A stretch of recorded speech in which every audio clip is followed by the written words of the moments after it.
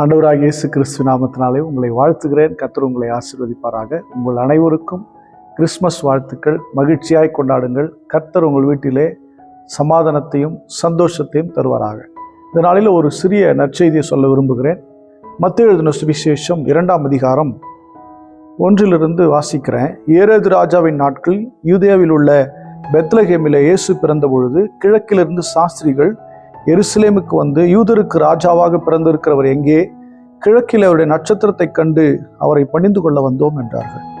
இங்கே பார்க்கும்போது ஆண்டவராகிய இயேசு கிறிஸ்துவின் பிறப்பை உணர்ந்தவர்களாக சாஸ்திரிகள் கிழக்கு தேசமாக இருக்க யூதேயா தேசத்திற்கு போகிறதாக பார்க்க முடிகிறது.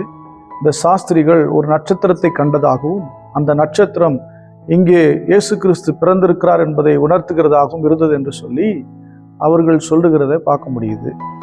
இங்கே எத்தனை பேர் போனாங்க அப்படின்னு பார்த்தா, 3 காணிக்கை பொருளை பார்த்துட்டு மக்கள் எல்லாம் என்ன டிசைட் பண்ணுறாங்கன்னா 3 சாஸ்திரிகள் போனதாக அவங்க நினச்சிக்கிறாங்க.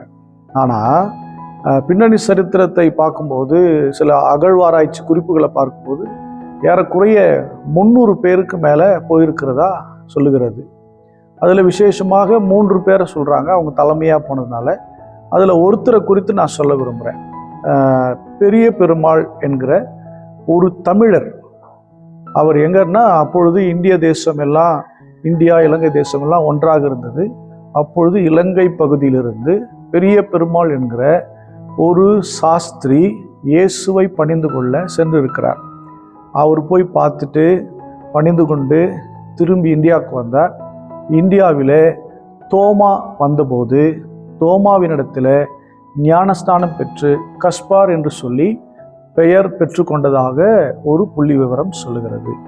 எனக்கு அன்பானவர்களே, சாஸ்திரிகள் பணிந்து கொள்ள வந்தார்கள், அது உண்மை.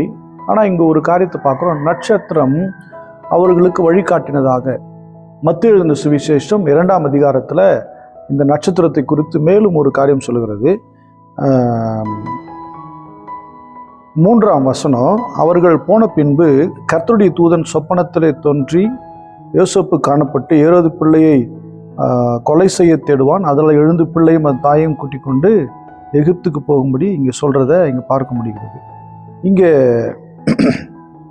இதுக்கு முன்னாடி 2ஆம் அதிகாரம் 9ஆம் வசனம் நான் வாசிக்கிறேன். இதோ அவர்கள் கிழக்கிலே கண்ட நட்சத்திரம் பிள்ளை இருந்த ஸ்தலத்திற்கு மேல் வந்து நிற்கும் வரைக்கு அவர்கள் முன் சென்றது.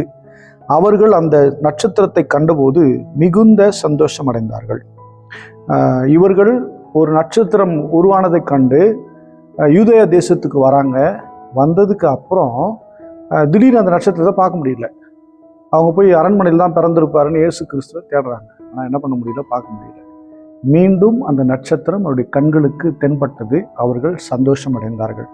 எனக்கு அன்பான தேவனுடைய பிள்ளைகளே, நம்ம ஒரு காரியத்தை புரிஞ்சுக்கணும். நம்ம எல்லாருக்கும் இயேசு பிறந்திருக்கிறான்னு தெரியும். 2000 வருஷம் மேலே ஆயிடுச்சு, நம்ம எல்லாருக்கும் தெரிஞ்ச விஷயம். ஆனால் பிறந்திருக்கிறவரை, இந்த பூமியில் இருக்கிற மக்களுக்காக பிறந்திருக்கிறவரை அடையாளம் காண்பிக்க வேண்டியது நம்முடைய கடமையாக இருக்கிறது.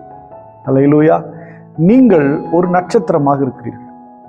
இந்த பூமியில் நிறைய ஸ்டார்ஸ் இருக்காங்க, நிறைய சினிமா ஸ்டார்ஸ், நிறைய அறிஞர்கள் என்கிற ஸ்டார்ஸ், நிறைய பேர் இருக்கிறாங்க. பெரிய பெரிய பெரிய மனிதர்கள் ஒரு நட்சத்திரத்தை போல இருக்கிறாங்க. வசனம் சொல்லுகிறது, யூதா புத்தகத்தில் சொல்லுகிறது, அவர்களெல்லாம் மார்க்கம் தப்பி வழி தவறி திரிகிற நட்சத்திரங்களாம். அப்படின்னா யார் ரியல் ஸ்டார்ஸ், ரியல் நட்சத்திரம்னா, இயேசு கிறிஸ்துவை யாரெல்லாம் காண்பித்து கொடுக்கிறார்களோ அவர்களே உண்மையான ஸ்டார்ஸ். நீங்கள் ஒரு காரியத்தை செய்யணும். நீங்கள் மற்றவர்களுக்கு இயேசு கிறிஸ்துவை அறிமுகப்படுத்துங்கள். நிச்சயமாகவே நீங்கள் ஒரு நட்சத்திரமாய் மாறிவிடுவீர்கள். நீங்கள் ஒரு சூப்பர் ஸ்டாரா, மிகப்பெரிய ஸ்டாரா நீங்கள் மாறிடுவீங்க.